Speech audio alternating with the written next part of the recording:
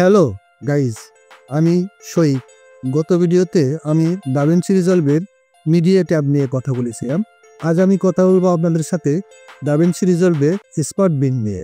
আর এই স্মার্ট বিন দাভিন্সি রিজলভে smart folder হিসেবে কাজ করে, যা আমাদের ফাইল এবং ফুটেজকে স্মার্ট ওয়েতে অর্গানাইজ করে থাকে। তাহলে চলুন কথা না বাড়িয়ে শুরু করা যায়। এখানে আমি এই মিডিয়া ট্যাব ওপেন করে রেখেছি, আর এই মিডিয়া পুলে আমি কয়েকটি ফোল্ডার এখানে ইম্পোর্ট করে রেখেছি।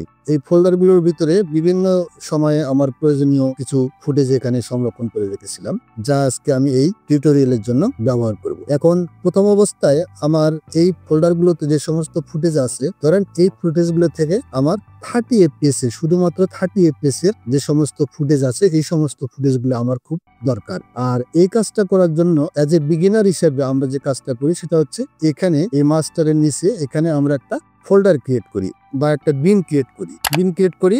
এভাবে একটা বিন ক্রিয়েট করার পরে আমরা কি করি, এই ভিডিওতে আমরা এই ফোল্ডারগুলোতে একটা করে ক্লিক করার পর এখান থেকে আমার যে 30 FPS এর ফুটেজটা প্রয়োজন, সেই 30 FPS এর ফুটেজটা আমি এখানে সিলেক্ট করে এখানে একটা করে ড্র্যাগ অ্যান্ড ড্রপ করব। ড্র্যাগ অ্যান্ড ড্রপ করে আমি এই 30 FPS এর ফুটেজগুলো এখানে ফাইন্ডিং করব বা ডিফাইন করব। ডিফাইন করার সময় এভাবে যখন একটা করে আমি প্রত্যেকটা ফোল্ডারে যাওয়ার পর সেই ফোল্ডার থেকে আমি এইভাবে একটা করে এখানে ড্র্যাগ অ্যান্ড ড্রপ করে 30 FPS এর ফুটেজগুলো এখানে আমি একটা আলাদা বিনে সংরক্ষণ করব।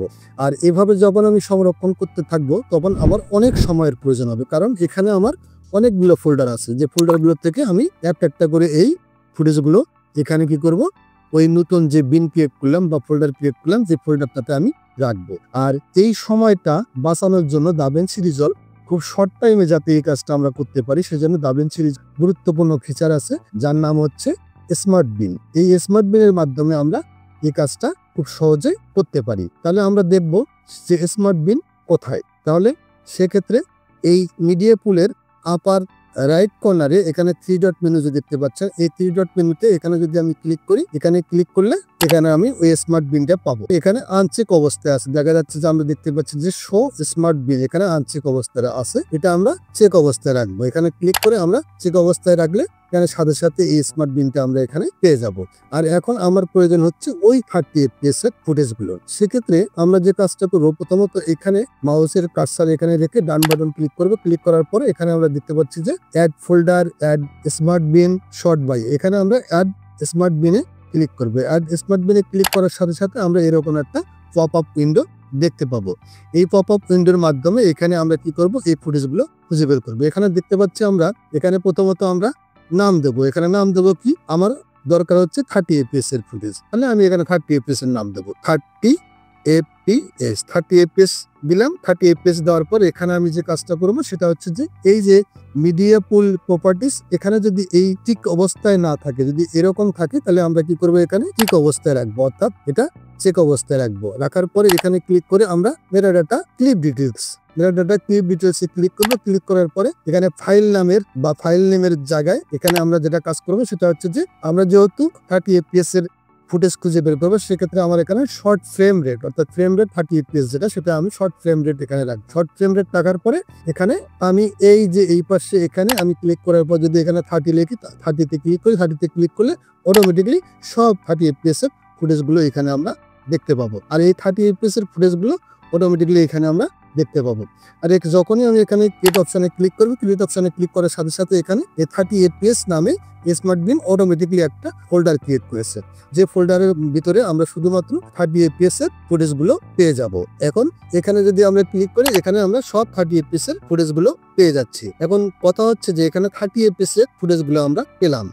এখন 30 FPS এর ফুটেজ নয় এমন ফুটেজগুলো আমরা যদি খুঁজে বের করতে যাই, সেক্ষেত্রে আমাদের কি করতে হবে? এখন সেক্ষেত্রে যে কাজটা করতে হবে, এখানে আবার আমরা কি করব, এখানে আমরা আবার ক্লিক করব। ক্লিক করার পর অ্যাড টু স্মার্ট বিনে ক্লিক করব। অ্যাড টু স্মার্ট বিনে ক্লিক করার পর এখানে আমরা কি করব, এখানে আমরা লিখব নট 30 FPS। এটা আমার নিজের সুবিধার জন্য, যাতে আমরা পরবর্তীতে এটা সহজেই ডিফাইন করতে পারি, সেজন্য আমরা এখানে নট 30 FPS লিখলাম। নট, ফাইলের নাম দিলাম নট 30 FPS, নট 30 FPS নাম দিলাম। নাম দেওয়ার পর আমি আবারও ওই পূর্বের অবস্থায় আসলাম, এই যে match all of the following rules, এই রুলসের মাধ্যমে আমি কি করব, আবার ওই 30 FPS এর ফুটেজ যেগুলো নয় সেগুলো আমি এখান থেকে ডিফাইন করব।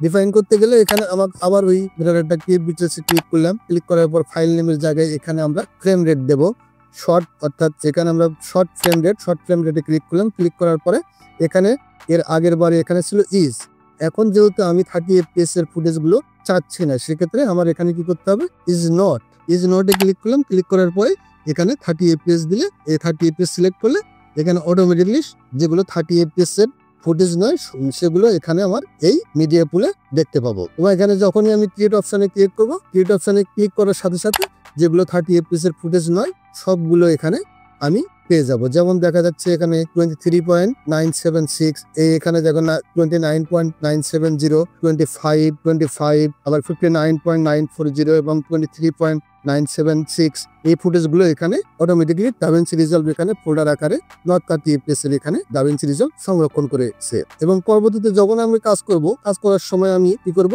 এই ফুটেজগুলো আমি এখানে পেয়ে যাব। যেমন এডিট ট্যাবে যদি আমি ক্লিক করি, এডিট ট্যাবে ক্লিক করলে এখানে আমি মিডিয়া পুলে যদি আমি ক্লিক করি, দেখা যাচ্ছে যে আমি এই মিডিয়া পুলে ক্লিক করার সাথে সাথে এই যে নট 30 fps পাচ্ছি এখানে। এখানে যদি আমি ফিউশন ট্যাবে ক্লিক করি, এখানে ফিউশন ট্যাবে ক্লিক করলেও আমি এই যে নট 30 fps এটা পেয়ে যাচ্ছি।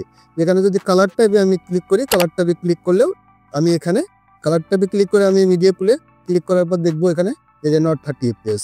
আবার এখানে আমি ফেয়ার লাইট পেজে যদি ক্লিক করি, ফেয়ার লাইট পেজে ক্লিক করলে আমি এখানে মিডিয়া পুলে ক্লিক করার পরে আমি এখানে দেখতে পাচ্ছি যে এখানে এই নট 30 fps। আবার এখানে নট 30 fps এবং 30 fps এর ফুটেজগুলো এখানে আমরা পেয়ে যাব। এখানে শুধুমাত্র ডেলিভারি পেজে এবং কার্ড ট্যাবে আমরা এই ফুটেজগুলো পাবো না, অন্যান্য জায়গায় অন্যান্য ট্যাবে আমরা ঠিকই এগুলো পেয়ে যাব। আমরা এখানে পুনরায় আগের অবস্থানে ফিরে আসলাম। এখানে আমরা দেখতে পাচ্ছি যে সেই 30 fps এবং নট 30 fps।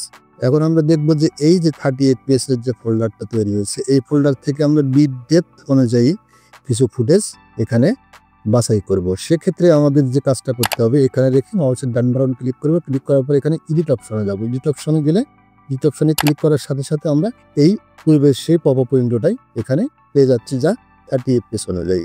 এখানে আমরা এই প্লাস আইকনে ক্লিক করব। প্লাস আইকনে ক্লিক করার পর এখানে আমাদের এই যে শর্ট ফ্রেম রেট, এই শর্ট ফ্রেম রেটের জায়গায় আমি এখানে দেবো বিট ডেপথ, অর্থাৎ বিট ডেপথ অনুযায়ী এই ফুটেজগুলো এখানে আমার খুঁজে বের করতে হবে। তাহলে বিট ডেপথ, এখানে বিট ডেপথে আমি ক্লিক করছি। বিট ডেপথে ক্লিক করার পর এখানে আমি 10 বিট দিচ্ছি। 10 বিট দেওয়ার সাথে সাথে দেখতে পাচ্ছি আমি এখানে যে আমার এখানে কোনো ফুটেজ দেখা যাচ্ছে না, অর্থাৎ এখানে 10 বিটের কোনো ফুটেজ আমার এখানে নেই। কিন্তু আমি যখনই এখানে আবার 8 বিট দিচ্ছি, সাথে সাথে এখানে আমার অনেকগুলো ফুটেজ দেখা যাচ্ছে, অর্থাৎ এখানে আমি অনেকগুলো ফুটেজ দেখতে পাচ্ছি। এখানে সব 8 বিটের ফুটেজ।